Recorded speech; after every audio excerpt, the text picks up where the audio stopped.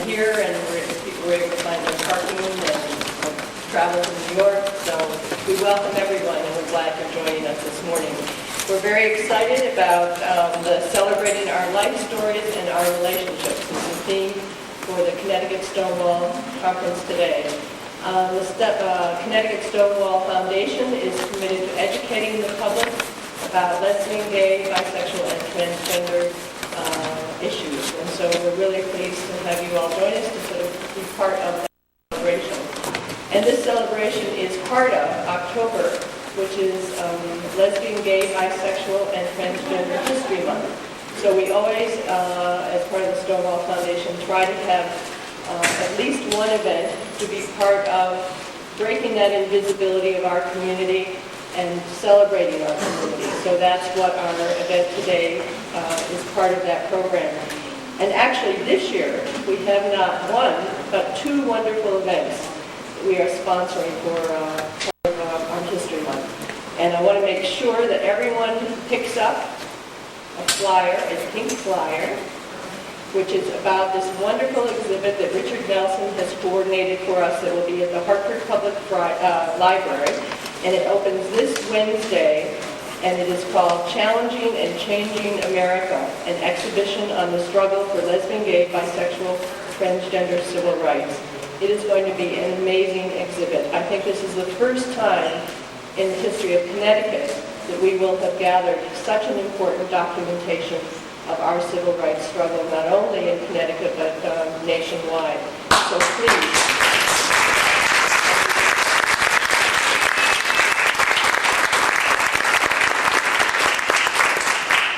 Please join us for that on Wednesday. And part of that is to remember that part of our history is the wearing of masks. And in fact, that was very relevant here in Connecticut because at some of our first celebrations of Pride, some people were not comfortable being out and visible. They were afraid. We didn't have civil rights protections at that point. And so people literally wore a bag over their head, a mask, a way of being present and saying, yes, we are here in the community, but we are afraid of being too visible for fear of all the repercussions with our families, with our jobs. And that still persists today, but we are working towards breaking those barriers.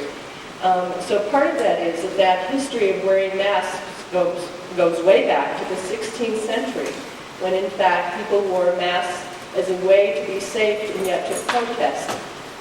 So it's a symbolic connection, and that is from actually the Mattachine Society that came from France, and so that's the connection. And we are going to be asking everyone to wear a mask, come to the reception from 5 to 7:30, and we will take our masks off as part of the symbolism of saying that we are proud of who we are as a community and part of the celebration of this important event that will start on Wednesday. And there are a whole series of lectures that go with that as well. I wanted to acknowledge a couple dignitaries with us today before we start. First of all, we have State Representative Art Feldman, who is an outlaw.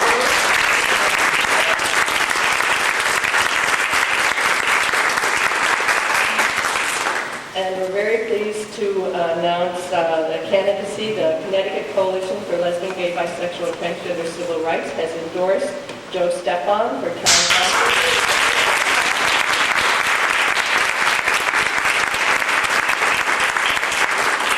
Just to mention, not only does he have our endorsement, but he also got the Hartford Current's endorsement and the firefighters' endorsement.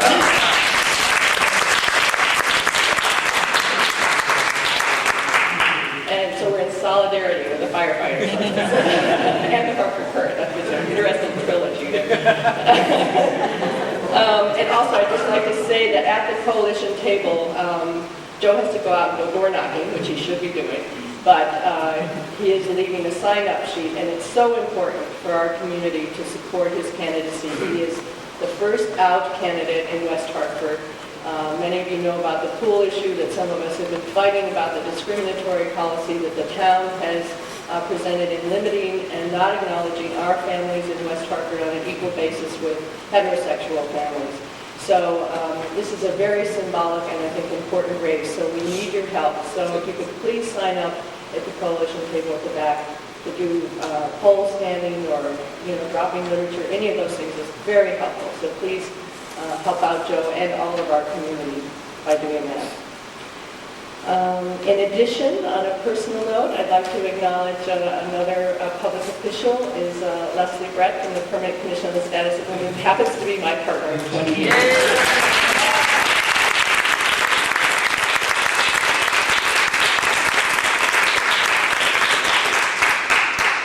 And also on a political sort of note, which I think ties in with why we are here today. I know many of you through our email alert network probably received this, but I received this from the Rainbow Center just this week about Stop Hate at UConn. And I just wanted to read this because I think it brings it so much, right home as to many of the issues that we're all struggling about. And this was, the note was, "If you're gay, go away." And that's what a student was greeted by this message chalked in large letters on the sidewalk as she walked across campus. The number of reported anti-gay bias incidents at UConn has increased dramatically since the beginning of this semester. UConn was recently ranked in the Princeton Review's Guide to Colleges and Universities as one of the 20 most homophobic campuses in the U.S.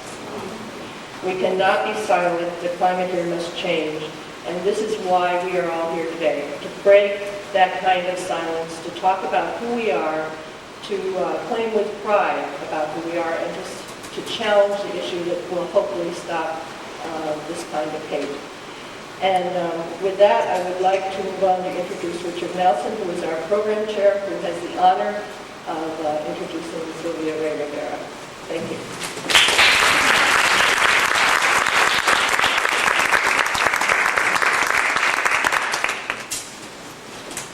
Good morning. I'd like to ask all the members of the committee that put together the conference today to just stand up and so we can give you a round of applause.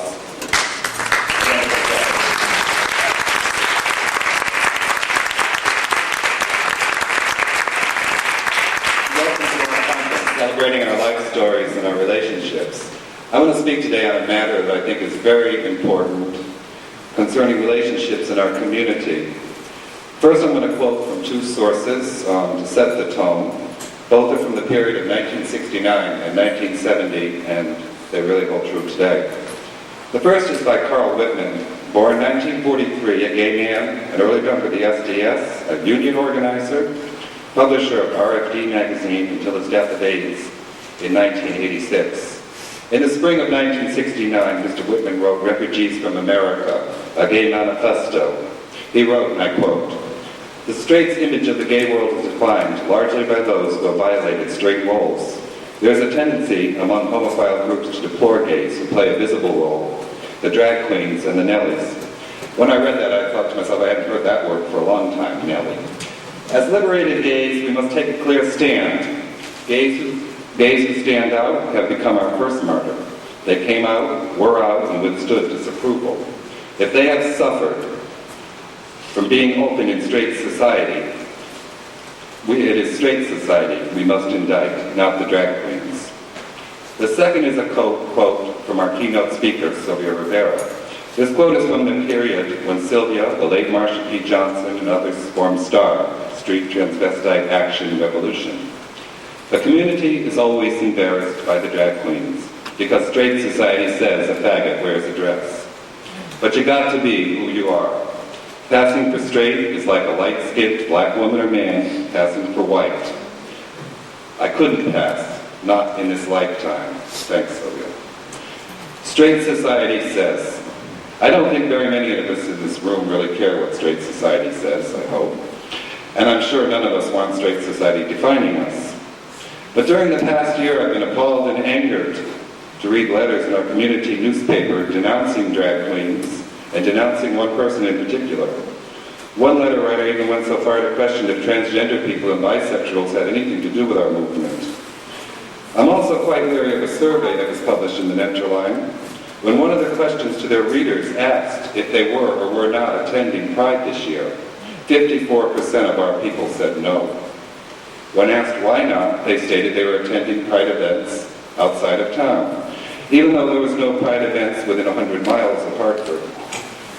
And the second part was there was too many drag queens at Pride.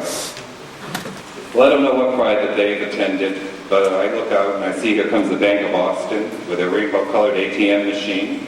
Here comes Aetna Travelers, Cigna, and Fleet. And here comes Mommy and Mommy with her baby, and Grandma and Grandpa.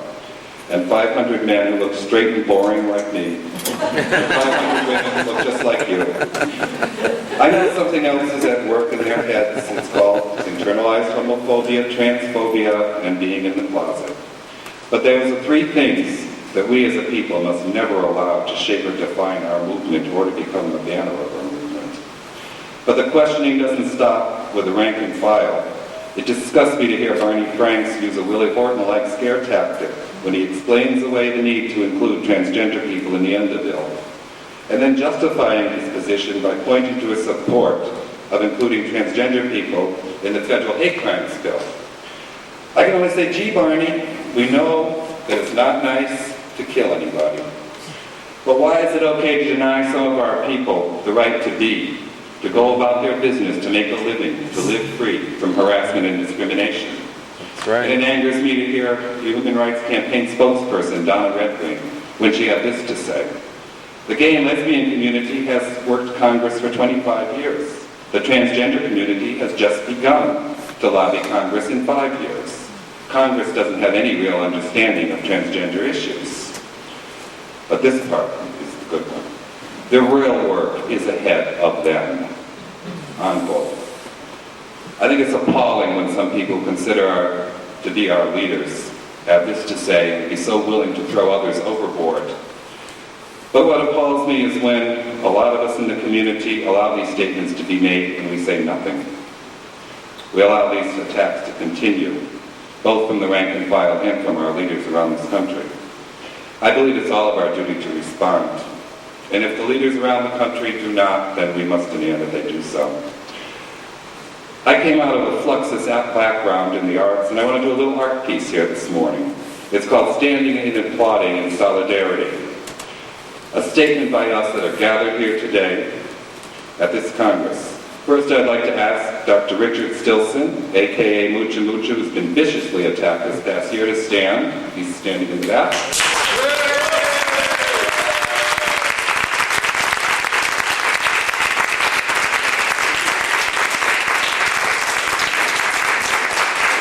And I'd like other members of the drag community here today to stand up.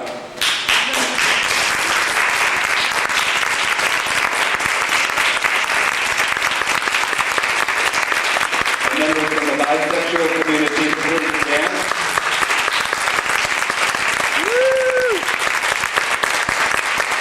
And members of the transgender community, the transsexual community, please stand. And then let's all stand. And let's say we're in solidarity with our people.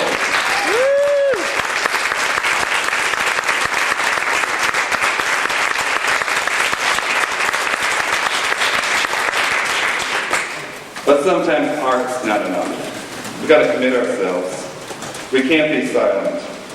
When anyone succumbs to the spell of dog-eat-dog, or the spell of the very unrevolutionary idea of we've got ours, now you go get yours, or a lot of the questionable positions of the assimilationists, if we don't speak out, I know we're going to be defeated and conquered, because those that hate and oppose all of us.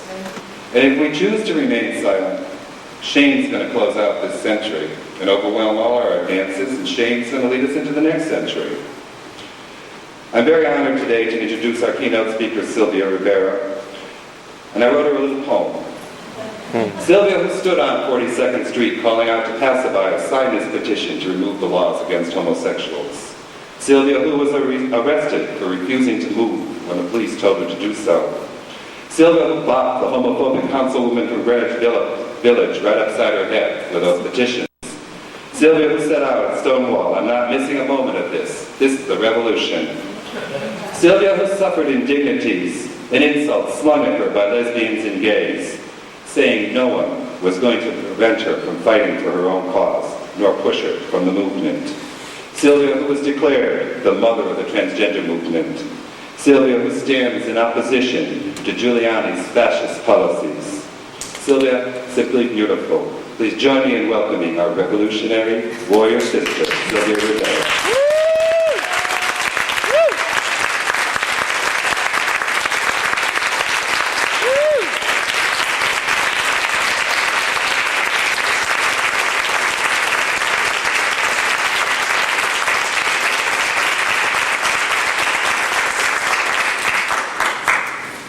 Good morning, everybody. It gives me great pleasure to be here to address you today, and it's a great honor that you have invited myself and my transgender family along.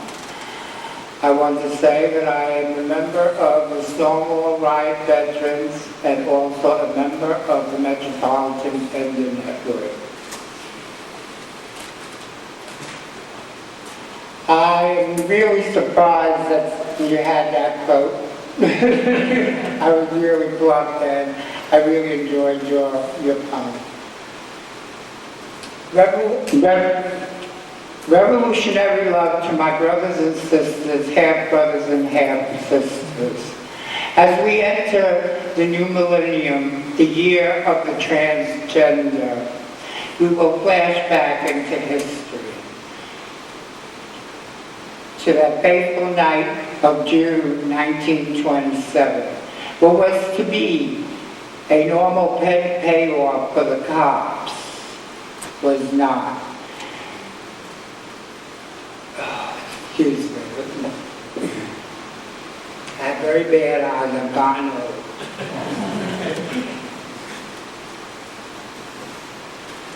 What was to be a normal payoff to the cops, but to their surprise, the hairpin heard around the world will be heard that night and forevermore.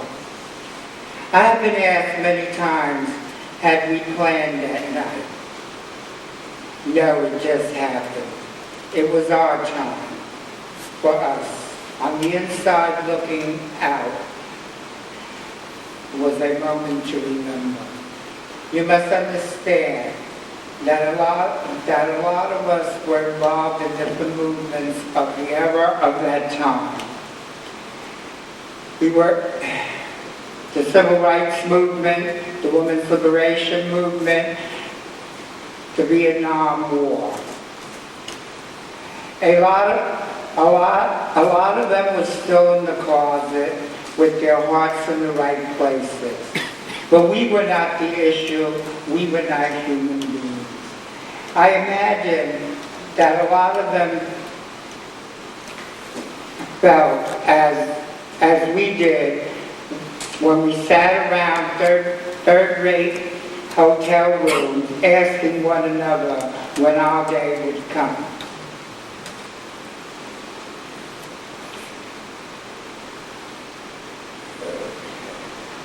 We had lost Judy Garland earlier that week. A lot of us were mourning her death. Her death had nothing to do with what happened that night. Stonewall Bar was a mafia-run bar with watered-down drinks and a real joke. But that's all we had. Stonewall was a white middle-class, middle-aged, four middle-aged white men looking for young hustlers and drugs. If you were a transgender person or a person of color, it was not easy to have access to the Stonewall. And few of us trans and people of color who were permitted access had to know someone or have some kind of pull. The gathering place for trans and people of color was the Washington Square Bar on 3rd Street and Broadway. Another mafia rundown. As the stage is set, action, lights, cameras, history in the making. The lights went on, the music went off. That was our cue that we were being raided. All All you could hear was the cops ordering us out and show our IDs. As the script unfolds, we were asked if we were women or men. Oh, you're a bagger. You're a dyke. You're not a woman, you're not a man, you're just a fucking freak. As we found out, we did not disrupt as we normally did. We gathered across the street in front of Sheridan Square. As the crowd of patrons came out, the crowd got bigger. We started hollering at the pigs. You could feel the anger and the tension building up in the crowd that had already gathered. Someone started chanting, "Here's your payoff. You want more." When the crowd started throwing nickels, dimes, and quarters at them, they were rattled by us. In their minds, they never thought that gay people had the heart to stand up and fight.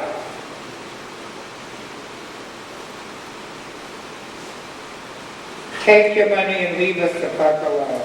As we started moving forward and forcing them back into the Stonewall, where they barricaded themselves inside and armed themselves to start shooting their way out.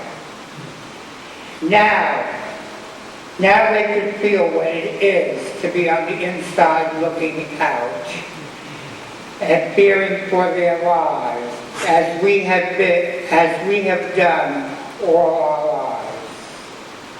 The shoe was on the other foot. As they waited for backup to this day, no one knows what happened to their calls for help.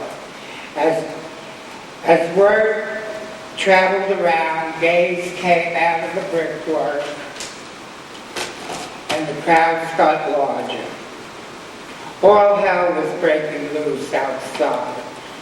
Bricks, bottles, Molotov cocktails cars were being turned over, windows breaking, trash cans set apart. The light at evening was showing us our future, our dreams, and our hopes. The light of hope were the souls of the transgender street kids who, I'm upset, who led the gay rebellion, that led the gays into rebellion. After 45 minutes, the tactical police force showed up in full riot gear. As they charged us, blood was splattering all over the place. People were fighting back with their fists, getting arrested, heads getting clubbed, people getting trampled, running away scared but coming back for more. The pigs were not ready for us, and they still are not. As they presume that Nelly faggots don't fight back. A chorus line of transgender street kids confronted the enemy singing, "We are the Stonewall girls, we wear our hair in curls, we wear no underwear, we show our pubic hairs, we wear our dungarees above our Nelly knees." After several hours, things died down, only to continue the next 3 days and nights of unrest. As the headlines read around the country, the hairpin heard around the world, as homosexuals fight back the police in Greenwich Village at a local hangout for homosexuals. The gay liberation movement was born that fateful night. As we go forward into the new millennium this year, the year of the transgender, remember to think of the warriors of that fateful night, the transgender street kids, for what you have now. If it was not for us, you would not have nothing today. We as transgenders demand to sit in front of the bus. We are tired of being your nigger, your stepping stone, and your joke.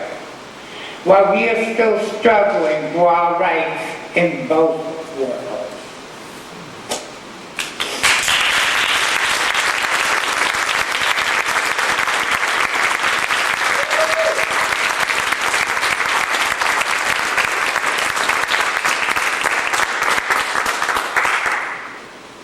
I know we're here to talk about families and relationships, but I wanted to give you that flashback into history. Family, what a joke. I have no idea what family love is. I was never blessed, like some of you, to have received love from your loved ones in your lives. My childhood, if you call it that, was very short. My mother killed herself at the age of 22, leaving behind my 3-month-old sister and myself, age 3. Not that she didn't try to poison me as she did herself. On her dying bed, she told my grandmother, who raised me, that I was going to have a hard life, which has not been a lie. It has not infinity, zero. From the time I can remember, Granny always told me that she didn't want me. She wanted my sister. My sister was from my mother's second marriage. My stepfather took her away from my granny. He had made arrangements for her adoption, which she took out on me for the short time we had together. I have known from my early years that I was an outcast in this world. I was a rolling stone. I went from home to home. My grandmother paid for them to care for me. I was their maid. I was their punching bag. I'm sure they were very happy to know that they were getting paid to physically abuse me. When I tried telling my grandmother what was happening to me, she would say I was lying, so she beat me. Even when I told I was having sex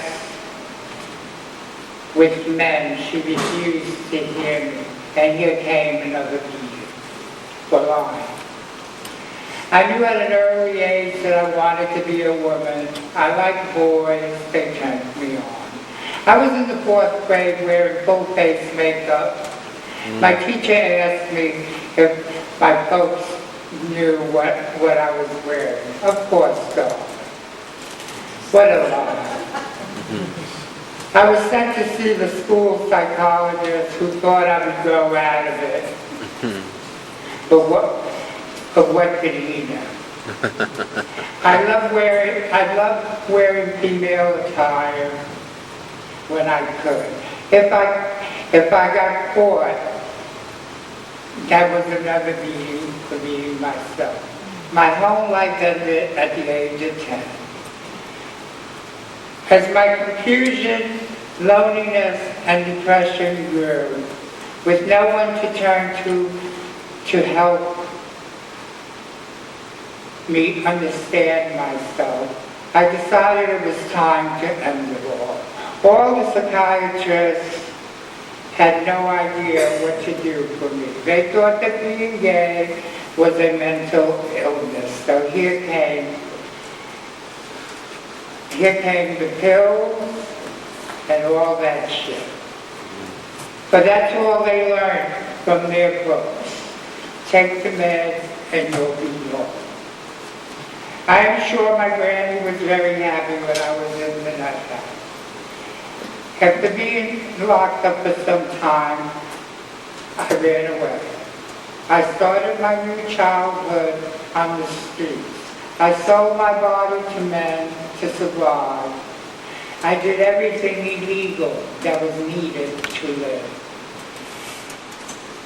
It hurts so much when I read the news that our children are being abandoned because their loved ones refuse to accept them for what they are. This case happened about a month ago. A Texas family abandoned their young transgender child here in the streets of New York to fend for herself because they could not accept their child. One more child to work, live, and sleep in the streets. What were they thinking of?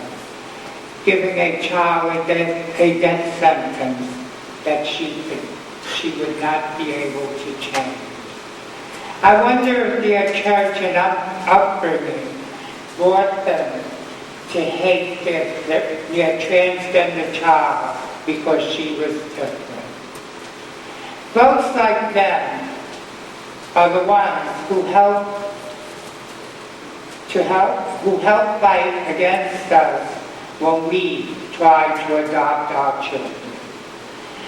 But they have no love, so they are trying to destroy our love and our family values because we are gay, lesbian, or transgender. We must remember that rape, sexual abuse, physical abuse is committed by non-gays against their own children. I ask you parents who has more rights to have children than us. We must continue to fight in the courts and in the streets to change these laws. 28 years ago, Marsha P. Johnson and myself started Star House, the Transvestite Action Revolutionaries for transgender street kids and all others who needed help. With no help from the gay community, we managed to have teachers, doctors, and counselors to help them get back on track.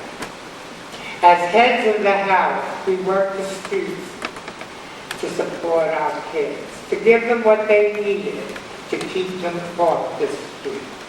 We lost some to the street, but it gives me great pleasure on Gay Pride when some of my kids who made it home and managed to help themselves, they shower me with flowers and they offer me money.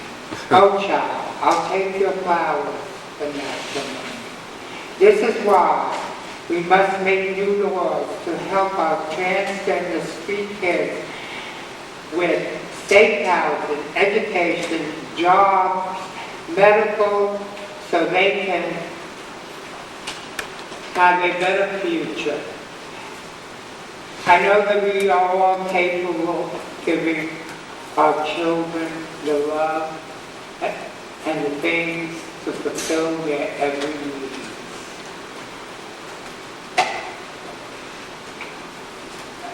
I don't know how many of you here have children. I see a show of hands. Does anyone have any children? Well, I'm very happy for you. I hope that no one tries to take them away from you. And we must continue to fight to change these laws that gays, transgenders, and lesbians are not able to adopt children.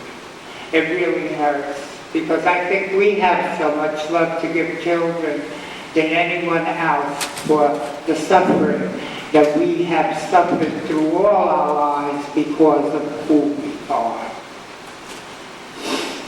As far as relationships in my life, I've had 4. 3 of them were very good. I met my first lover when I was 9. I helped raise his younger brother when his younger brother was having problems. He was 14, I was 12. We gave him everything that we could. His parents were very loving and supportive of our relationship. and they were willing to turn him over to us. He managed to get himself straightened out. Really don't like to use that word, but he did help himself get himself together. He has a very nice family. His children see the world completely different because they know that there are other walks of life out there. My second lover is neither here nor there because he was just a very jealous, angry man. And the only way I got rid of him was by trying to kill him. I threw him down a flight of stairs and threw an antique dresser on top of him. And with my faithful butcher knife, I tried to castrate him. My third lover and friend of 20 years, who is still my friend and a very close friend of mine, was there through all my problems with Ralph. But Frank was my shoulder to cry on, and we fell in love and had a beautiful 20-year relationship that we grew apart in, but we are still friends, and I still call him my lover. My fourth and I think most beautiful relationship of my life is the one that I'm having right now, and I would like to introduce you to my partner, Julia.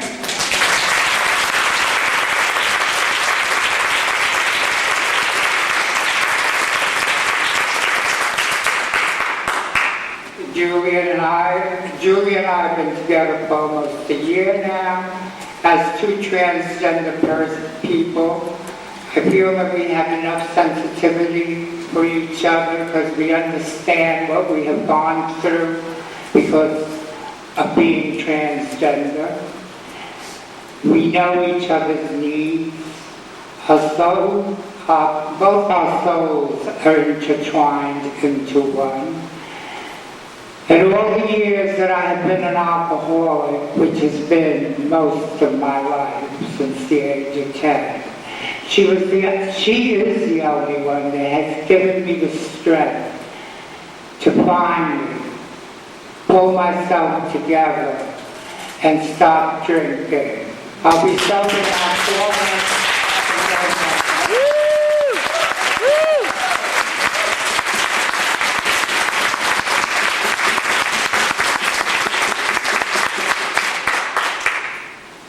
But if it wasn't for her help, I'd probably be standing up here making the joke that I always used to make when I was an alcoholic, because that the only thing that's going to kill this old queen is my bottle of vodka. So now I don't have to say that. I'm just going to live on forever and ever and continue to struggle with life with all the people of the gay, lesbian, and transgender community. Please remember, and I appreciate the heartwarming reception that you have given us here as transgenders, that we are tired of sitting in that back of the bus. We have given all we have had from the beginning and even before time. I am just glad that this room, that all these people realize that. But like was stated earlier, there are people that are trying to sell us down the river once again. It happened in New York when I for the gay rights bill, which I helped petition for, and was the only one that got arrested, quote-unquote, the drag queen that never did nothing for the movement. But I have done a lot. I have given this movement 30 long, hard years, just as the other drag queens and transgender people of the movement. So please remember that this year is the year of the transgender as we go into the new millennium. Thank you, and if you have any questions, I will answer.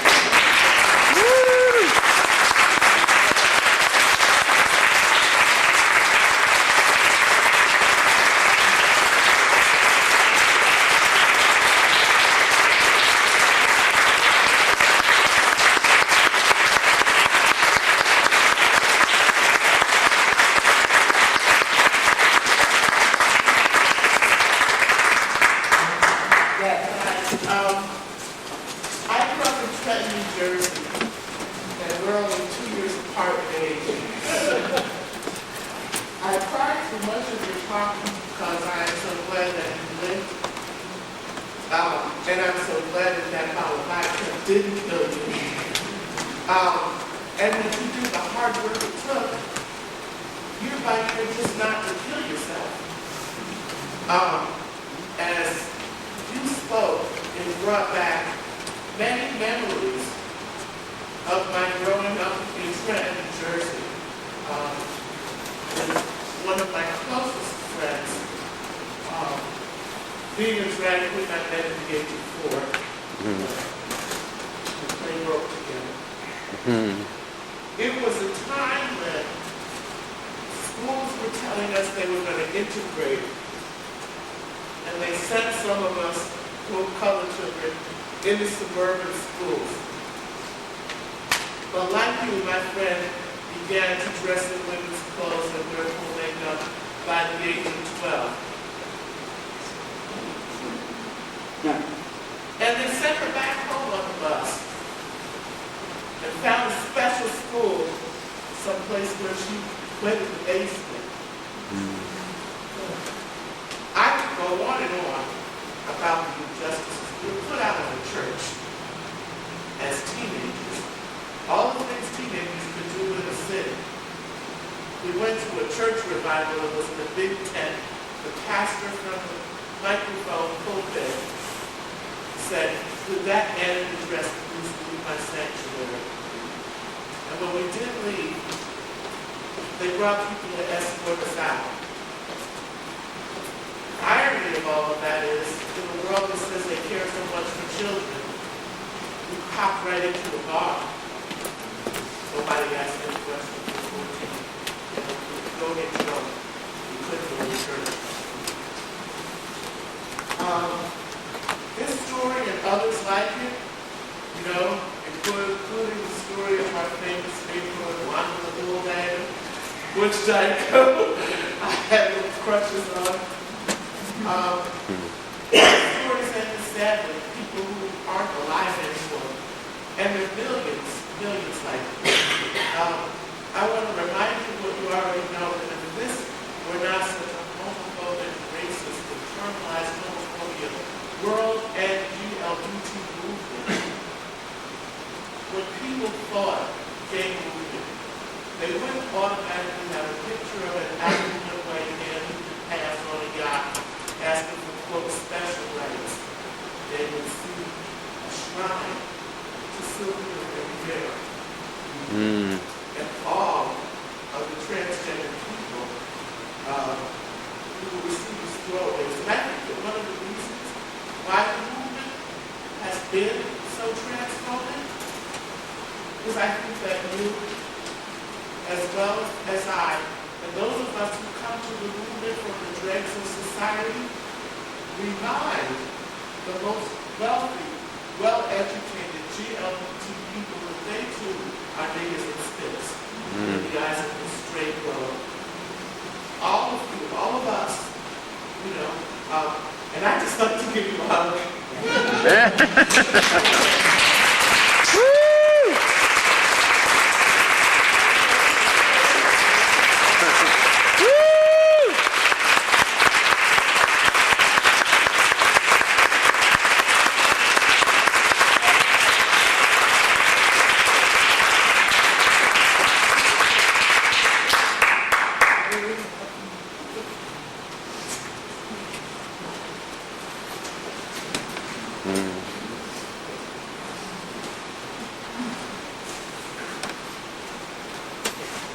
I just want to thank you for that insight, and when I go to church tomorrow, I will remember Lisa in my prayers.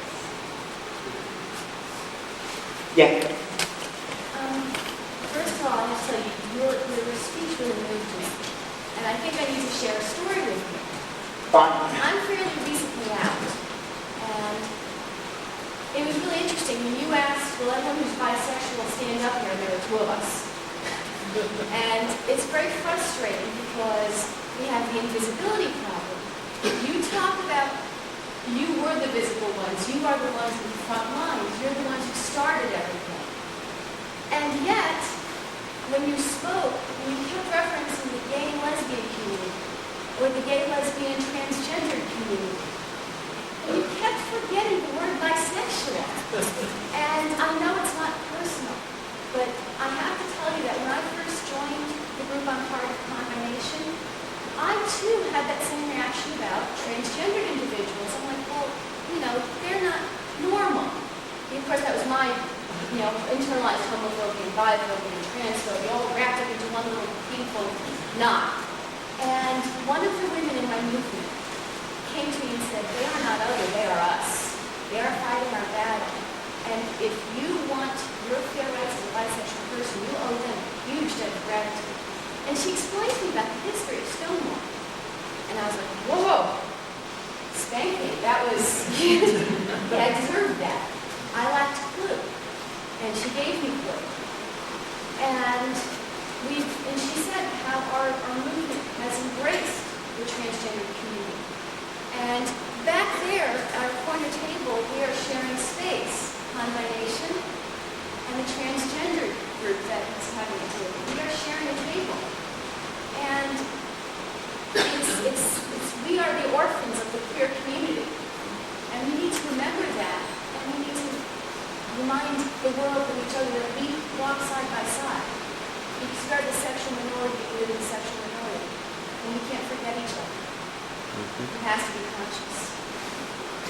I deeply apologize for forgetting to use bisexual. I'm just going to be honest to everybody. For the longest time it has taken me to even use gay, lesbian, trans, bi. And as the list goes on, there's two-spirits, tri-spirits. If I was to try to remember all of them, I'd be lying that I'd say I could. But I've always had a problem with so many different labels that we are using this in our day and age. Because when the movement started, it was just the gay movement. And trying to update myself with the different things that are going on. But yes, bisexuality is an orphan in our movement. And I'm sure the struggle is still going to continue because you see how long it's taken for us to get where we're going to be. But I apologize again. Chelsea? Even though Sylvia forgot to use the word, she did talk about her first 3 boyfriends and then introduce her girlfriend.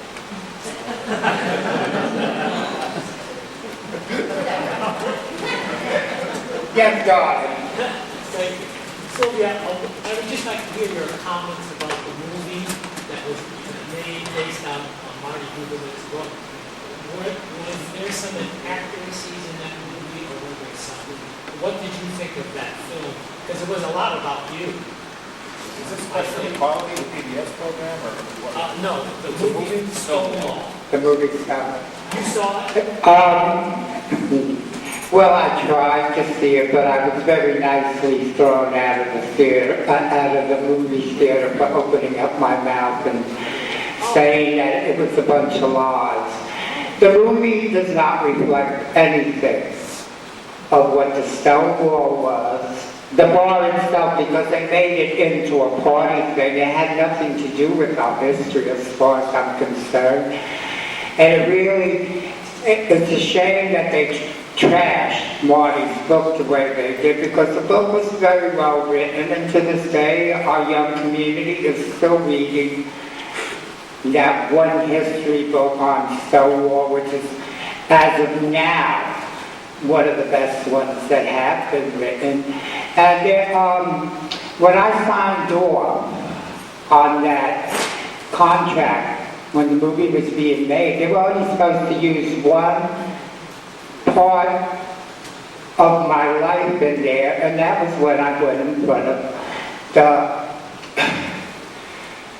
when you were getting dragged, when I was going up for my physical. That's all they were supposed to use, because I showed up for my physical in full drag, and I was walked in one door and out the other. But I did have all my medical papers stating that I was crazy because I was a homosexual and I liked to dress in women's clothing. So that helped also, but wearing the dress was a good touch. But the drag queen that played La Miranda was based on what Sylvia Rivera lived through. So they took everything. And unfortunately, I needed the money at that time. I was homeless, so $1,000 was a lot of money to me, so I took it and I could probably cut more. But Marty does help me along. Whenever I need money, he always sends me money. But if you didn't see the movie, you should go see it after you read the book, and you'll see what... They just made it into a patent place that everything was happy-go-lucky, which was not true. And once again, I emphasize, Stonewall bar was not a drag queen or a transgender bar. Anybody else? Well, I also as a gay man wish to thank you for everything you've done. And I didn't know your story until about 5 years ago when PBS showed the documentary Question of Equality. And I was actually quite shocked at the scenes of, I guess, in the early 70s, the young president-type gay males not accepting not being accepting for the transgender people. But today I'm a member of the National Lesbian and Gay Journalists Association, and I think one positive thing that happened was at our national convention in Las Vegas a year ago, there were elections for the presidency of the board, and I was amazed that one of the candidates was actually handing out flyers saying, "Don't let the transgender people hijack the gay civil rights claim." I couldn't believe it. And do you know the person's name? I would love to write him a letter. Maybe I shouldn't say because I'm not absolutely certain. I think his last name was Lancaster. And then he was talking about, in some of the individual sessions, saying that transgender people are have psychological problems. The way that, people like Socrates were talking about gay people at one time. But the positive thing, the good thing about this story is that when the election was held, the other candidates were getting many hundreds of votes, 200, 300 votes, and that person only got 7 votes. So, and this is NLGJA, which does consist of many, as we would say, people like me who could just pass as being straight and being in mainstream media, like AP or the New York Times or TV stations around the country or radio. So I think that's a positive sign. Well, that's good to know. I hope that maybe one day on the board of your group, you'll have a transgender sitting up there. Absolutely. It's unfortunately that person had to hand out flyers to try to discredit the transgender community for everything they have done. But maybe in a way it was good because it showed the bigotry in its most blatant form. Just as people in this country saw bigotry against black people in its most blatant form in the 60s. And it would make gay people think, is that what we want to be? Maybe that's better that somebody sees it in all its ugliness. And then it makes them understand that they might be guilty of the work of another form of bigotry themselves, as bad as the bigotry that they've endured. But I wish to thank you for everything and everything you've done for our community, and I very much appreciate it. Thank you. Once again, we all thank you. Yes, sir. I'd like to also express my gratitude for the community as a whole for your being here. Your presence is wonderful. Your message is beautiful. I just, as I look around the crowd, I just wish more young people were with us to hear what you have to say today. Because you're right. We continue to face, as we start to go across those gender lines, we start to face the oppression within our own families. We get rejected like what you experienced growing up, and we have nobody to turn to. I think we've done some wonderful things here in the state of Connecticut, thanks to Robin and Children from the Shadows of providing some support to young people. I'm wondering if you could reflect a little bit more about what you and Marcia did in providing haven. We haven't done that yet in Connecticut, but oftentimes they can't stay at home. And it sounds like you've provided a shelter and a haven for the young people within our community who are starting to cross some of those lines. Could you speak a little bit more about that to inspire us to get that organized? Well, as I said while I was speaking earlier, we took over a building that was mafia-owned once again. The rent was $300.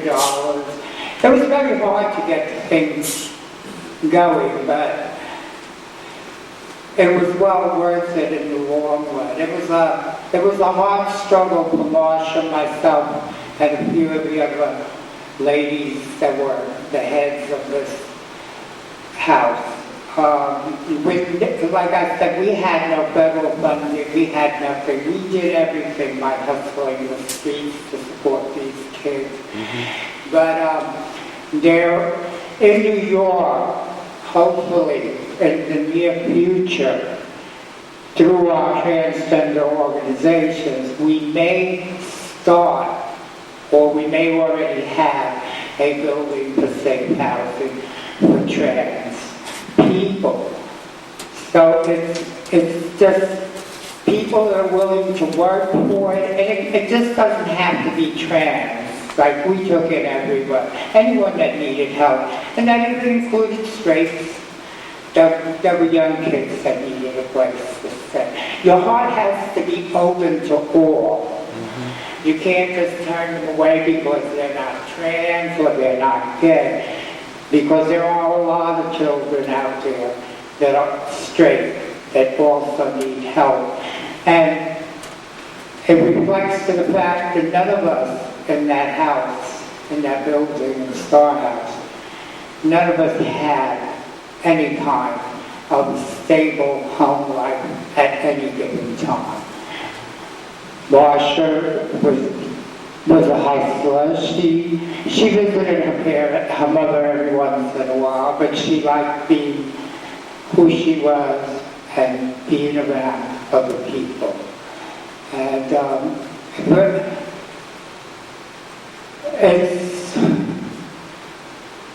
you have to look into the laws here in Connecticut and see what you can do, and probably you'll be able to get monies from the government here or federal monies. And that's the way you can start helping the young community. Even if you just start a safe haven that doesn't have limits, like you have in New York, there's a neutral zone. If you're over 21, you're not allowed in. But it's there for the younger community of kids that are coming up. Thank you. Anybody else? Okay, I just want to remind you, I'm sure you've had your share of hate crimes and killings here in Connecticut. You must continue that struggle. We must also remember people like Marsha P. Johnson who were murdered, Matthew Shepard, Brendan Teene, and all the other gays and transgenders, bis and lesbians, I got it that time, that have been murdered. We must also continue the fight against racism, homophobia, transism. We must continue to take to the streets. I know I'm talking like we were in New York. I don't know what your leverage is here as far as doing political demonstrations. If you're not permitted to do that, well, then I suggest that you start and take the streets away from that, because there are streets. As you all know, which you've been listening to the news, is that we have several great guests today in the city of New York. The Ku Klux Klan. We all just love the Ku Klux Klan. We just love them. But we must continue to fight all people that put us down. That's starting from the president all the way down to the smallest person on the telephone pole. At this moment, could you give me a moment of silence for all the transgender warriors, lesbians, bi, sexual people that have passed on and have helped with the struggle?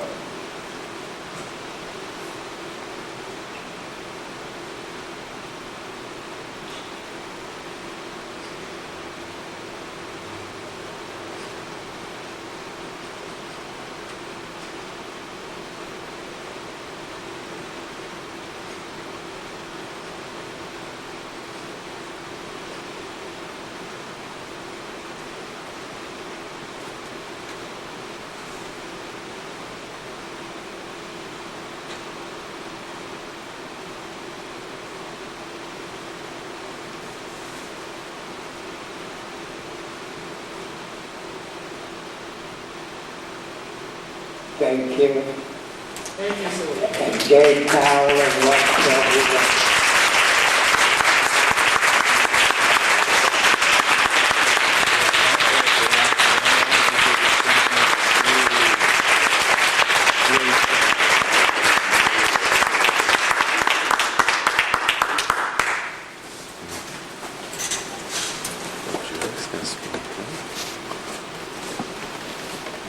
Hi, my name is Julie Carol Becker, and I had the honor of chairing the committee that put together this conference.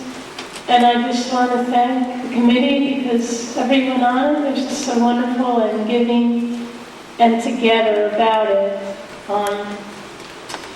And of course, I want to thank Sylvia for her touching, moving, enthralling, terrific speech.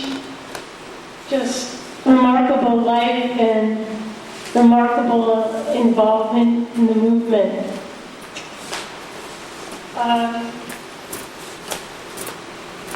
Okay, we have a few housekeeping things to take care of here.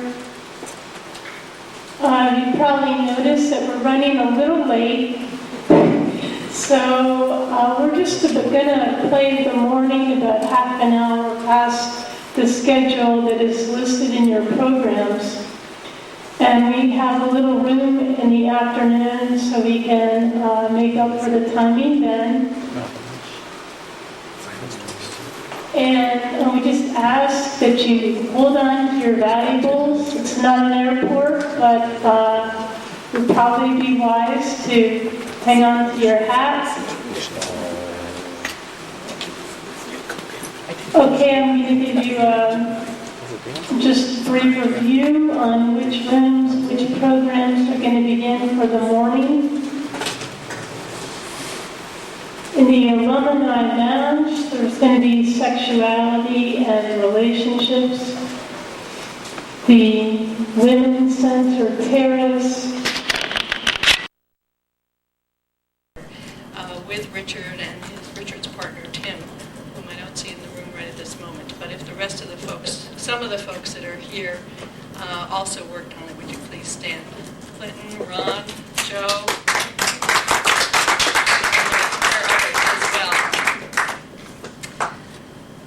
Part of this is, and it's funny, in the past programs I have forgotten to mention this, and I shouldn't, that as I said, this is an all-volunteer effort, so that we would appreciate any kind of donation that anyone is able to make to help support the printing costs, particularly of this exhibit. And in fact, Richard and I have just been talking about hoping to take this on the road a little bit when it finishes here so that we can expand and continue to have other folks see this wonderful collection of material. Excuse me. Today, we move into a really wonderful part of our program, and that is to acknowledge that in the diversity of our community, there are many folks of a wide range of racial and ethnic and cultural backgrounds that, again, are not always represented and visible within the broader community. And I think that intersection, particularly of race and sexual orientation and gender identity, is an area that oftentimes is even more invisible. So part of our commitment in this exhibit is to celebrate that diversity, to be inclusive and make sure that we hear the stories of all of our community. And we are so fortunate today to have Regina Dighton here to join us and to present that information. Regina is a wonderful activist in our community. She currently is the executive director of the Greater Hartford Gay and Lesbian Community Center, and she has been an activist in the AIDS community. She has worked with the Asian American community. She has been committed to the issues of inclusion and diversity, and we're proud to have her today. Thank you. Thank you, and thank you all so very much for coming. This is great. It kind of leaves me speechless, which is rare. It's really, really rare.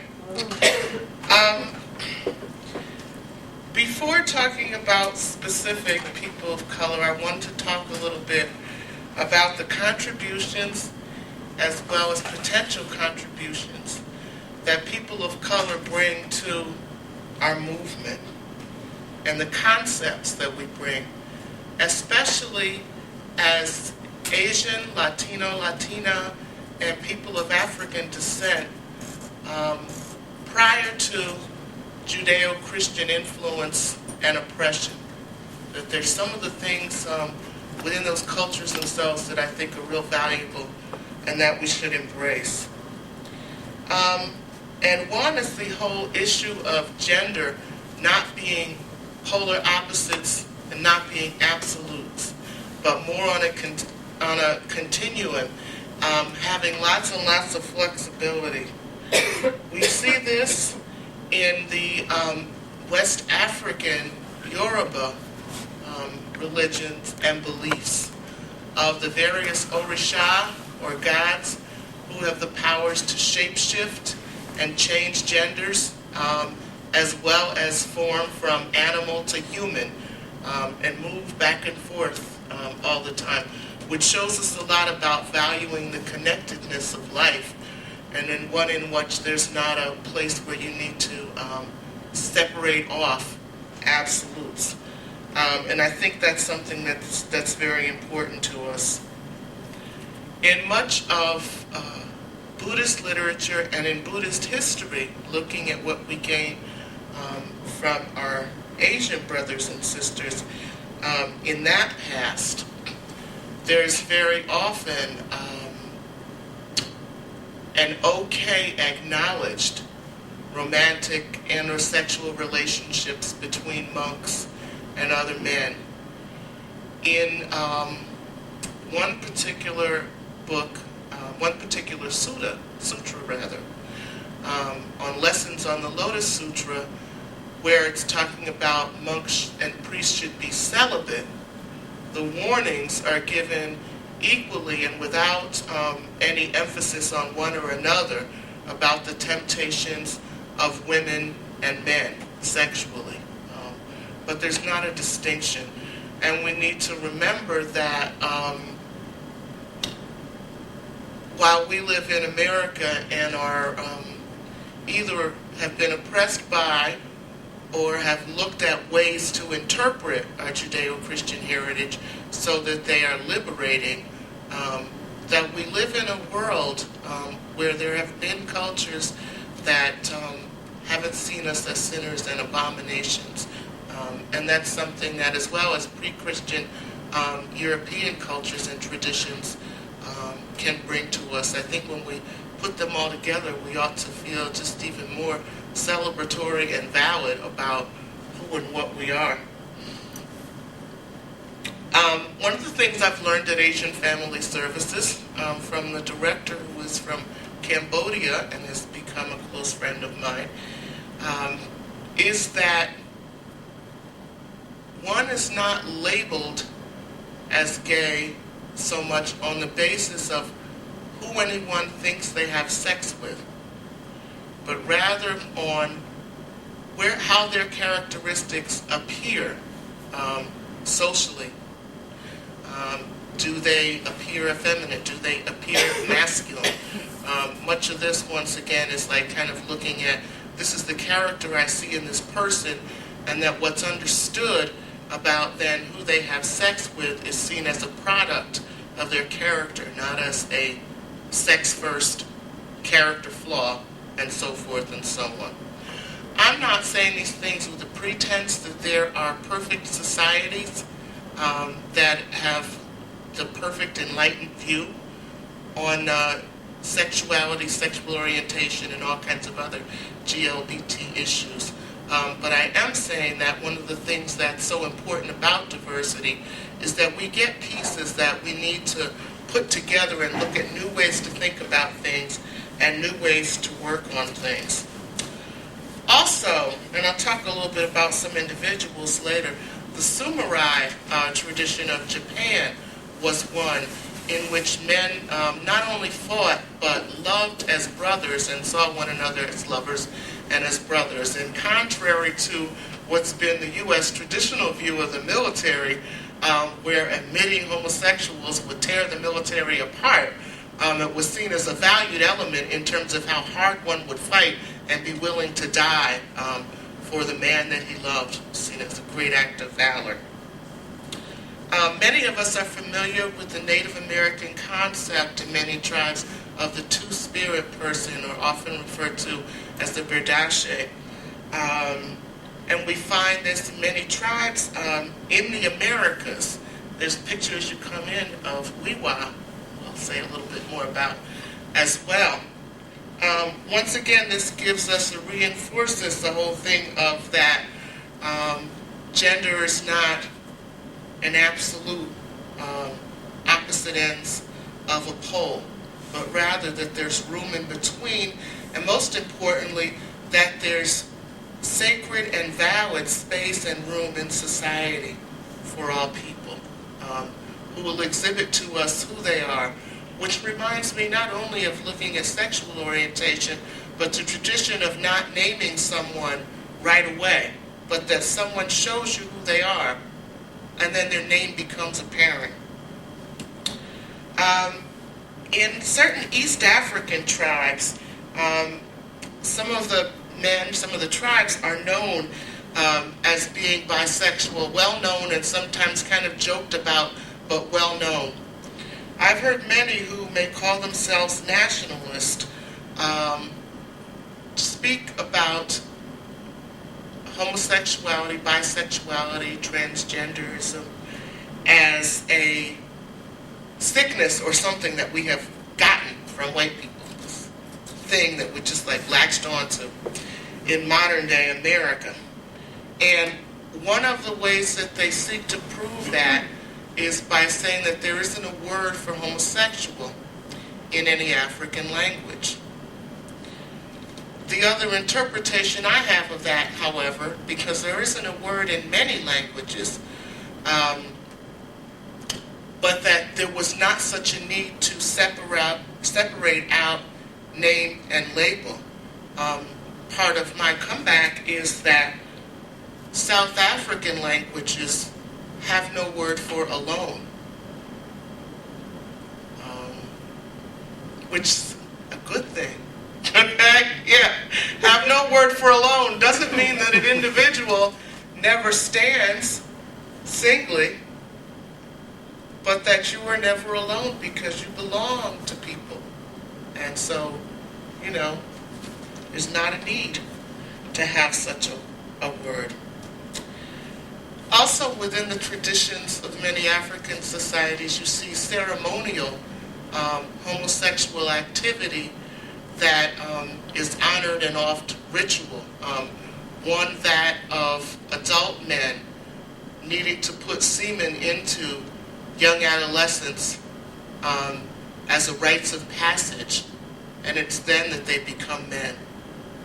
Or the tradition of older women needing to initiate younger women into the secrets of sexuality and to teach her about her body before she goes off and marries.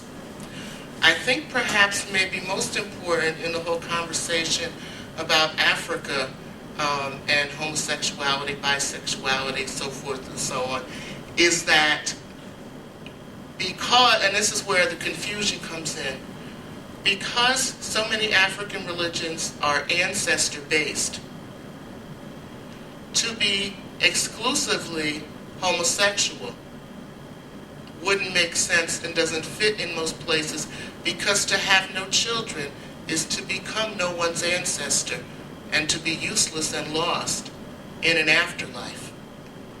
And so while having children is of utmost importance religiously and spiritually, it doesn't in any way begin to exclude the possibility of same-gender love, and as many combinations of love and loving as you could think of. I also think that there's something to learn also if you look at some of the social structures that don't have to do with sex, but that have to do with the relationships among same-gender people and the ways that they're allowed to behave toward one another. I noticed right away at Asian Family Services, and the population is one of people who are not at all assimilated. The majority don't speak English yet. And so they're in some ways untainted in ways that I find refreshing.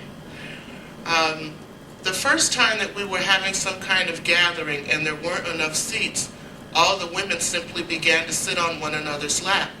And the one on the chair would hold the other one around the waist. And it was not only a great sharing of space, but it was a wonderful, for me, refreshing comfort with women touching women all the time.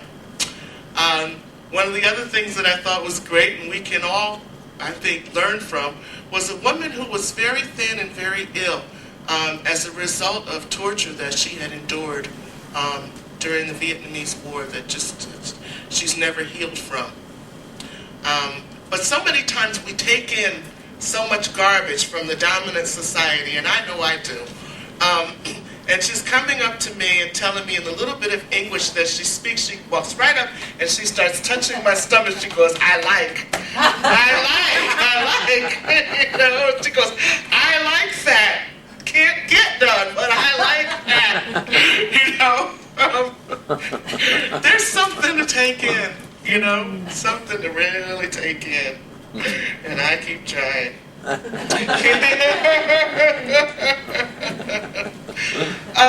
Nigerian market women are known for being bossy and having their business and being in charge. It is also referred to, they also have women who take care of home children and domestic things while they go out and are in charge of their markets. And these women are referred to as their wives. This does not imply that they have sexual relationships with these women or that they do not. But once again, there isn't that fear of calling it that. It's more, and certainly in some ways it's somewhat sexist, but it's the market wife and the home wife, I guess, that is fine to have the concept or the language that talks about being married to another woman, and the way in which they then understand their relationship of both doing something that's very important. I think these are things we can and should take in. I think that the cultures, many people of color, in looking at some of the role and importance of the two-spirit or Berdache person, also referred to in some tribes, is the man-hearted woman, okay? Is a reverence for transgendered people, and we can learn a lot. We really need to take some of that in. I think we also bring legitimacy, added legitimacy and acceptance of bisexuality, which a movement needs to bring in and value as well. And we can find that the more we look into some of the cultures of various people of color. Some of it, I see some of it, I think, I see traces of it today, especially within the African American and Latino cultures. And unfortunately, much of what I think is so important for us to take in is not only not valued by the dominant society, but often abhorred by the dominant straight society, as well as within the movement very often. Those of you who've heard me speak before have probably heard me say that I take offense when people talk about the homophobia of the Latino community or the African American community as if it were strange and monstrous and somehow worse than the homophobia of the general white society. I believe that we exhibit our homophobia in ways that are consistent with our culture. And my prime example is that I spoke a little bit about the West African Orisha and the various gods that would shapeshift from male to female, all the time.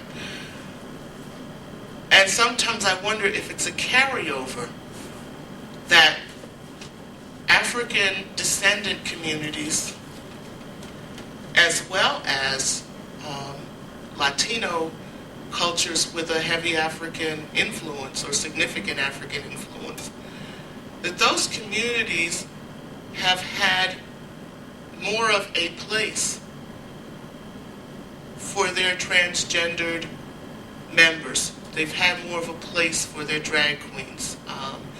In the 1950s, which is as early as I can remember being alive, okay? But certainly there's documentation even before that. But if we even just go back to the 50s, the born male dressing female every day and walking up and down the street, stopping on porches to exchange gossip and recipes and whatever, was just what went on. At the same time, it would be more difficult for our favorite masculine son to come back from college in tweed and announce himself a gay man. I interpret that because traditionally we're a culture that says, say it loud, and I want to know what it is and I don't want to be confused, and that the favorite son coming home may be confused, seen as someone trying to fool or confuse someone. I am not saying this to say that that my community has had the perfect place for its transgendered members. I'm not saying that at all. All too often that person was treated too much like the court jester or criticized cruelly by day by neighborhood men who then snuck to his back door in the evening. But I am saying that there was more room, more of a space in that community than you would find in most white communities today. It is easier for the son to come home subtly, being able to pass for straight and announce that he is gay, than it is for that son to come home in 9-inch pumps and a red satin dress. Okay, you'll see pretty steadily in some of the cities, So we do it different. One of the things that's stereotyped, abhorred, and I lost my word, but I'm going to come in here. It'll come back. Exploited. Here we are. And traditionally exploited is, of course, that of sexuality and how it is associated with people of color in a negative, immoral, terrible way. But rather than deny sexuality, I want to embrace it, knowing that while to dominant society we represent bare-breasted, wild, Amazon, jumping around, beating drums, doing it all the time people, that we embrace our connection with the earth and that we embrace our connection to our bodies, and that we try to move more toward that. I say we, I say all of us, and that we take some of what was there for us in pre-Judeo-Christian times, and we hold on to that, and we honor it, and we look at people like they're crazy when they call us degenerate. And we look at people and know that they're crazy when they call us immoral and subhuman. That we gather together in that and share our traditions and add to our movement, add to our vitality, add to our boldness to be. As a little backup, this is from a book called Nisa, which is the life and works of a Kum Bush woman of Botswana. It was done in 1981. And she tells the story of her life to an anthropologist, and it's translated here. So I want to give a little proof about what Africans do. Eventually, my girlfriends started to play sexually with each other. They'd put saliva in their hands and rub it onto their genitals and touch genitals together. I didn't know how to do it, so I just sat refusing. And they'd ask, how come you don't play with this? And I'd say, if I did, my genitals would smell terrible. You put saliva on them, and I don't like that. I'd wait around, and then they started to play nicely, and I'd join them together, and I'd play. Me too. I also want to applaud. I'm not here to trash Christianity and Judaism or anything else. So I'd like to applaud our great ability and our adaptability as people have come struggling to live in a racist society, to adapt and interpret so that things work for us. And I would like to recognize here James L. Smith, a poet who's included in Sojourner, which is an anthology of black gay voices in the age of AIDS, who said, I found Jesus. I found Jesus. He had an earring in his left ear and his right nipple. Okay, so it wasn't Jesus. He looked like Jesus. At least how they say, that's how they say he looks. The way the Catholics think he looks. He looks. The way the white men paint him, he looked like Jesus. Long hair, mustache, goatee, all brown, soft, powerful, but confident eyes. Thin, not skinny. He looked like Jesus without the wounds. And he saved me. If briefly, he helped pull me from the depths. He touched me. Let me touch him. He gave me joy. When he made me come, he gave me joy, and I prayed. Who's to say he wasn't Jesus?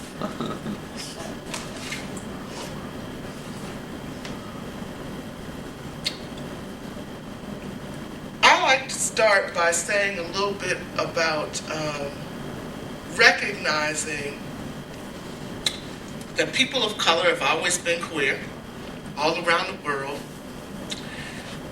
and that struggles for GLBT liberation go on all around the world. And that I almost want to loan or kind of like put two extra things in collection today. And these are pictures of my ancestors. And I look at them and I wonder, who was the queer in that picture? I don't know. This is my great-grandparents. This picture was taken in 1900. And this one is my family with me, the baby, so I know who the queer is there. My mother, her grandmother next to her. I wonder about the other folks. But I'll pass them around. And the reason I'm going to pass them around are really twofold. One, is I often think about the time that my great-grandparents were born, that they were emancipated as teenagers and soon after married. And that reminds me that though it seems far away, that slavery isn't far away. And I wonder what life was like for gay, lesbian, bisexual, transgendered slaves. And that the issue is one of great importance and should be at the core of African American thought and discourse, because we're only 3 generations out of being bred. It helps me to like my big self when I remember we've been bred for size. To simply look at myself physically tells me the role that my ancestors played in slavery. I look at the picture of, on the far, I think it's right-hand side of that picture, is a little girl. Whichever side the little girl's on is boys on the other. That little girl is my grandmother. And she represents the first African-American generation of women born outside of the institution of slavery. The first one with a legal right to choose her sexual partners. And though there was legal right, the social dictate of the day really said that someone chose her. And maybe she made a final choice out of 2 or 3 who said, Lula, I want to marry you. So then that makes my mother, and it really starts to come close, makes my mother the second generation of African American women born outside of the institution of slavery, born not someone's property, born with a legal right and a little more social freedom to choose her own sexual partners. And then I come next, and that seems like a short time ago. And it brings me more commitment, and it pulls together issues that often seem to be separated.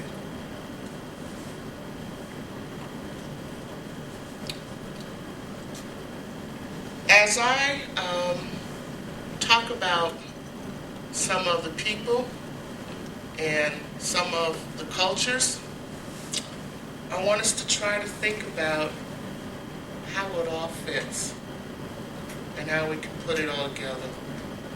So I think there's a lot there that's good for a lot of us.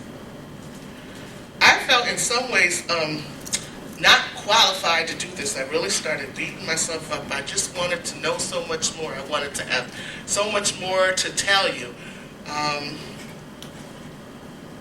But then I said, well, Regina, that's a great project in a few years if you think about going to get a PhD and you can do that research. But I just, will share with you what I have.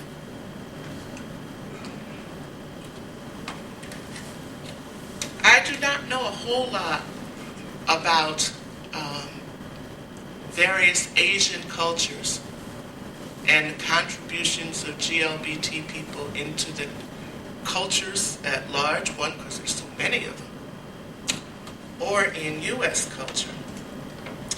But I want to share with you, though, 2 examples of 2 people. Okay. The first one is a gay man. His name is Yukio Mishima. Yukio Mishima committed suicide in 1970, as did his lover shortly thereafter.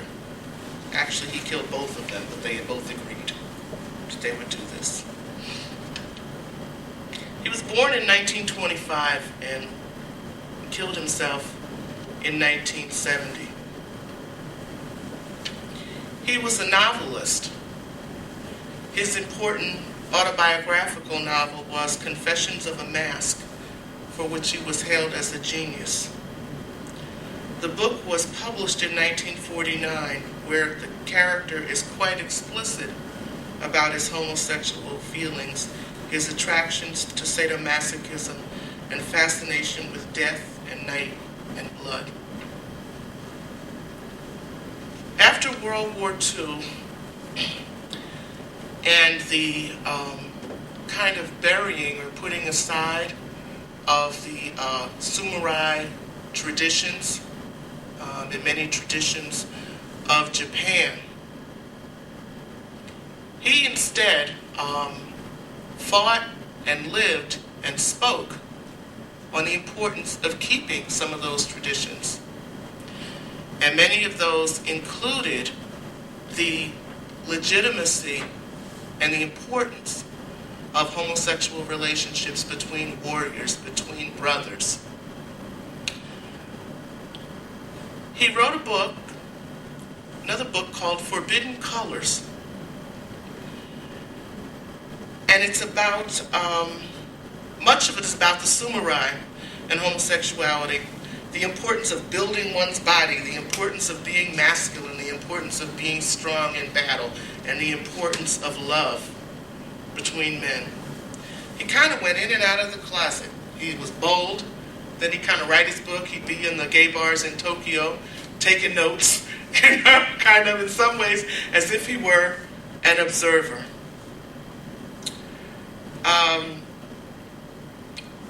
He believed in the past in terms of the emperor state of Japan and all that that had represented, and became more and more censored, oppressed, and generally, more and more not liked.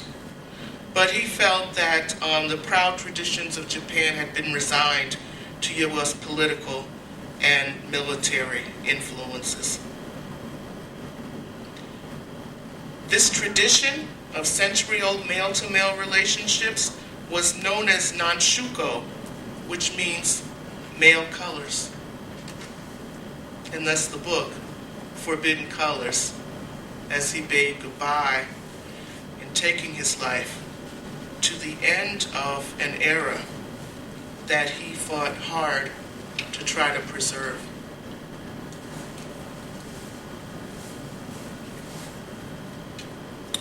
In our more modern day, I just want to share with you, at least to know the existence of a woman and an author named Kitty Tsui. She's a Chinese-American lesbian, proud to call herself a leather butch, and just as stone fine as she can be. And she talks about being stereotyped, and of course they say that, nice Chinese girls don't talk about sex, don't do that. However, she says, I have always loved women passionately. I love the way a femme moves across the dance floor, knowing all eyes are focused on her. I love the hard eye-to-eye look from another butch as she sizes me up as competition or her next conquest. I love the fluid seduction in a femme's eyes. I love the long line of her neck, the delicate earlobes and soft lips, painted some shade of red or unpainted, but deeply flushed from having been kissed long and hard. And she says, some women do not attend my theater or literary events for fear of supporting my sexual politics. I've been accused of recruiting. Never mind that I have a long history of writing, community organizing, and activism. Now I'm judged solely for my leather sexuality. It's never been easy being different, but I've always survived. I will continue to speak out right truths and make waves. My countryman, Mao Zedong, wrote, dare to struggle, dare to win. I say dare to write, dare to be different. Who says nice Chinese girls don't talk about sex? And in this day, I struggle as I watch one of the Cambodian men who comes to Asian Family Services, who is gay and quite effeminate. As I watch him struggle to try to even find time to acknowledge and deal with his gay self, as he deals with his past tortured self, as he deals with his burdened mother and his sister, and his life as he struggles to learn more English. And I don't know. That's it, I don't know. I listen and I watch, support in whatever way I know how to. The only thing that I do know is that as a community, we always have to keep making room. And we need to make the kind of room that says, how can I support you? How can I help you? Rather than come and do this for the movement or with us, and that will be good, you know. That's all I know. You saw Weewa when you came in. And I'm telling you, Weewa had quite a life. What I didn't know, and watch, I can't find it. What I didn't know was that Weewa had made a trip to Washington, D.C. Did anybody else know that? Maybe they can fill in. While I look. And visited the United States, went to see the president, and was kind of paraded around. And what was strange to me, the only thing that was strange to me about that, I was going, now in this homophobic world, and I think this is when Roosevelt was president, I'm going, what is this? But then it tells you that no one recognized Weewa as a biological man. That they were parading Weewa around, on the other hand, as an object, you know, as something or someone, almost something of interest. Here it is. Weewa goes to Washington, the Berdashe. It was 1886 when Zuni Indian Berdashe Weewa, or Two-Spirit, came to Washington, D.C. and stayed for 6 months as a guest and friend of anthropologist Matilda Cox Stevenson and captivated Washington society. He demonstrated Zuni weaving at the Smithsonian. He appeared at the National Theater in an amateur theatrical event at which he received deafening applause from an audience of senators, congressmen, and other luminaries. He became friends with the Speaker of the House of Representatives and his wife, who also called on it, was President Grover Cleveland, to whom he presented a gift of his handiwork. Weewa was known for pottery and weaving. Sales of works to various collections made him one of the first Zunis to earn cash. He was, quote, the most intelligent of the Zuni tribe with an indomitable will and insatiable thirst for knowledge, according to Stevenson, who spent a number of years in the New Mexico Pueblo where he lived. He was also, she noted, perhaps the tallest person in Zuni, certainly the strongest mentally and physically. Despite Weewa's strength and stature, President Cleveland and all of Washington society mistakenly believed him to be a woman. Weewa apparently never indicated anything to the contrary. For many years, Stevenson shared this misinterpretation. Even after she learned the truth in her writing, she always referred to Weewa as she. He passed. Yes, okay, yes, Weewa made it. As did many others. You know, some of this too, when you look at the Native traditions and some of the Latino and African American traditions and places for GLBT people, and you see transgender life being okay. It makes me think of how, as communities of color and as working class and low-income communities, we're kind of accused of being into roles, you know, and accused of being into butch femme roles, in terms of it like not being PC and we should be something else. And certainly people should be whoever they are and what they want to be. But I think it's another piece to embrace in an enlightening way and something to learn as a movement in terms of valuing each and every one of our members and what they can teach us.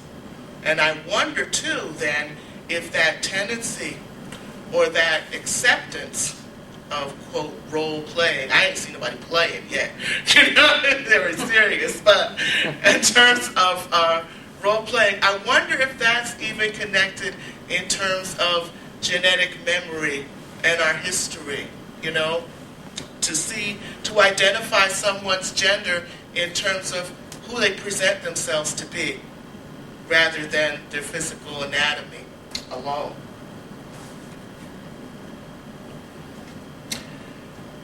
Much of African American contributions are chronicled during the Harlem Renaissance. I mean, and it's wonderful, and it's fun, and there's so much in there. I almost don't know where to start. There's a lot of good stuff, and there's more than that. But I want to point out that Harlem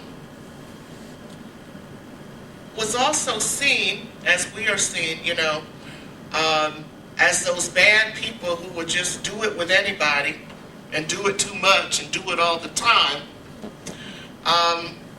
was a place where whites could go to let their hair down and act crazy, and no one would see it because they were doing it with those crazy people, you know.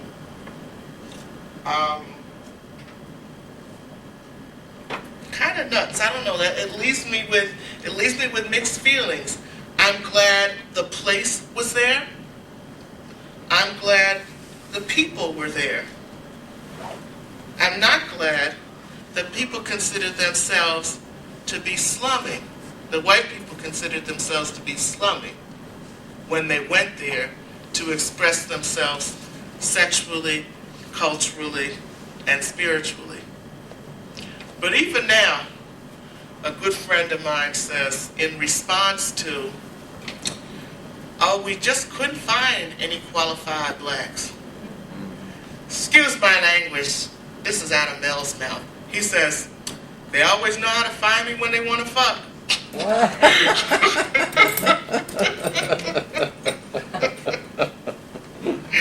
Too true, okay? Too true, right?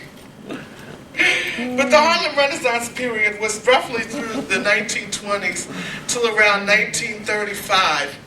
It was a time in which not just homosexuality, but bisexuality and transgender celebration was just having a ball in Harlem. A lot of people were there having a good old time. Some of the more well-known people who were there, not necessarily doing all the partying though, was the poet Langston Hughes, who was never really out and frank about his sexuality. Though others who knew him just assumed that he wasn't going to say it, but that everybody knew. He never spoke directly to the issue of same-sex love in any of his poetry. Though I find it strange that when I was introduced to Langston Hughes in the 9th grade, and I read just about all of his poems in one night, I was just hungry, and I didn't know what the connection was between us. But the one with which I identified the sadness for my crush on someone across the street, referred to in my neighborhood as Wanda the Bulldagger.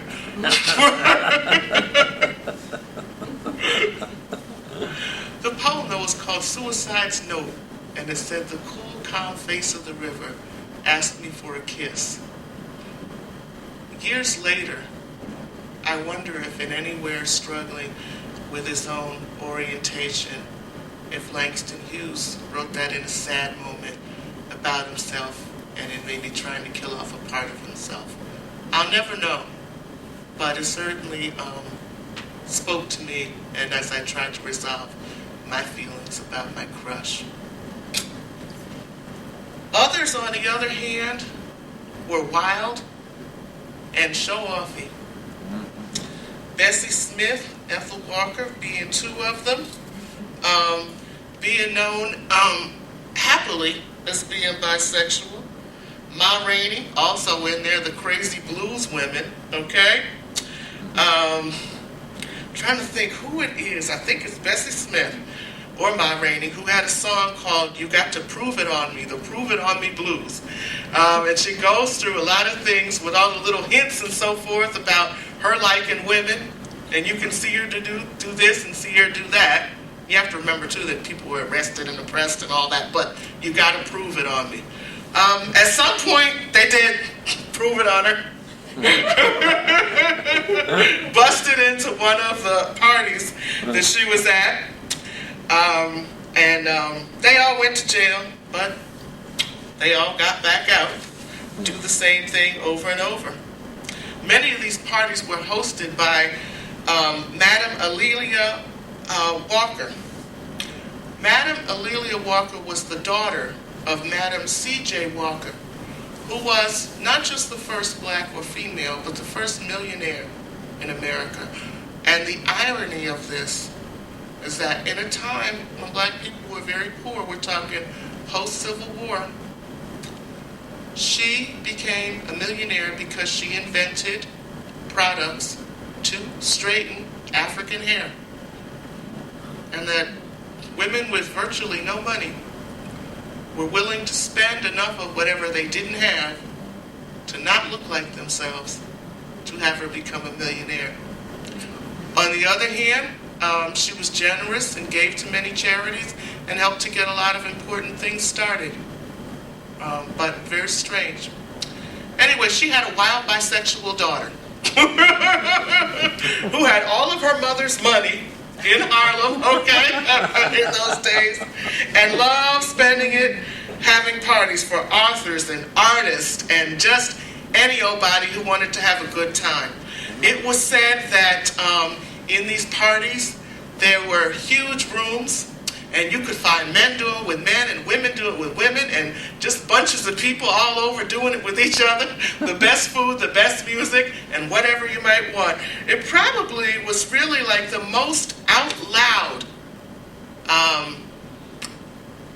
embracing of and expression of GLBT sexuality and life and celebration that you would have found at that time, and barely rivaled since, I would say.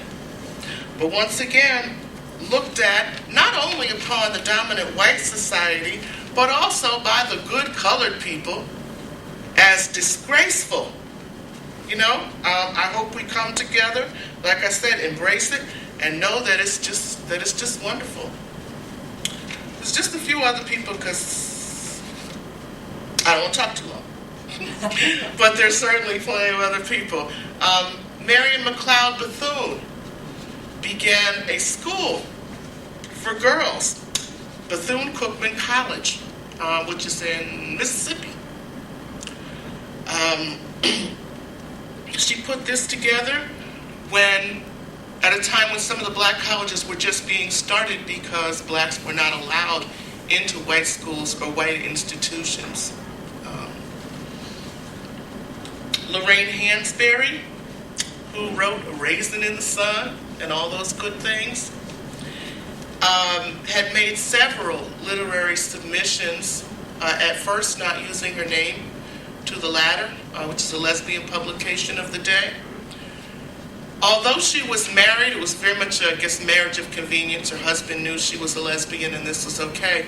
After she died, he tried to submit much of her poetry and her writings, which had themes about women.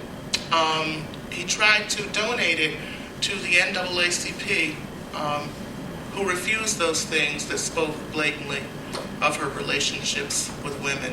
You know, we've had all kind of folks in there. I want to also talk a minute about two Latinas. One being Sylvia Rivera, who some of you were fortunate enough to see at the recent Stonewall Congress, who was at Stonewall in 1969, and who has been strong and persevering ever since. It's a shame that Sylvia ever got buried. Not only was she right out front at Stonewall, she helped to found Star House, which was Street Transvestite Action Revolutionaries, the first communal living house for transvestites, any other homeless people living in New York City at the time. She's been at the front of many, not just gay rights, but human rights and anti-racist movements, and continues to work today. I've said for a long time that if the movement didn't contain some of the racism and sexism that we see in the dominant society, then every community center, every GLBT physical spot or institution would have a shrine. And it would be a shrine of a big drag queen and a big butch dyke. And, well, not just one or two, of some, okay? And that shrine would have people of African descent, Latino descent, white working class people. It would be there, and we wouldn't be ashamed of it. We'd worship it and we'd thank it every day, because we wouldn't be sitting here. We just wouldn't even be here. We wouldn't have made it this far. Also, Dr. Antonia Pantoja was a speaker at the University of Connecticut School of Social Work graduation in 1997. She is in her 70s now. She's a Puerto Rican lesbian who has made several important contributions to the Puerto Rican community. She founded a college in New York, which is the only of its sort in the country focused on serving Puerto Rican students. She also, I am so sorry, I can't find the note on this anywhere, so you can't quote me.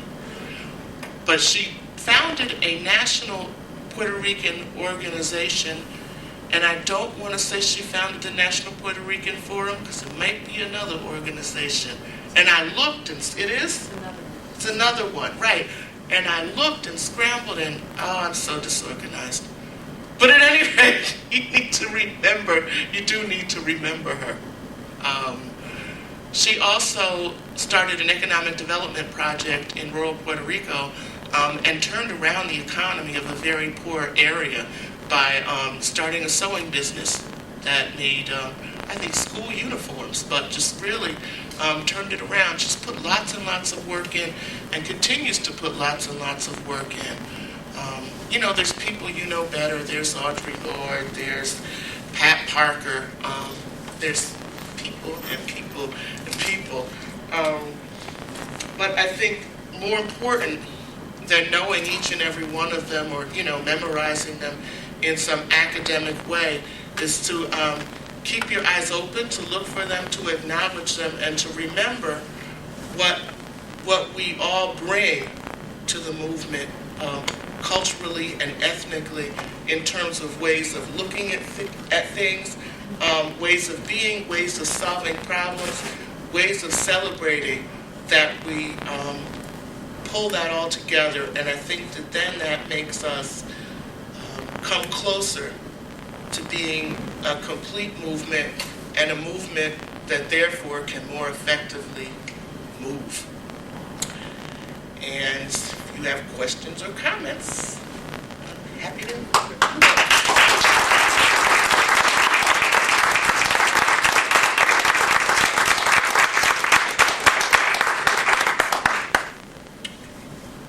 Questions? Yes. Comments? You made an earlier comment about what about Jesus? Yes. Having the beer ring and the nipple.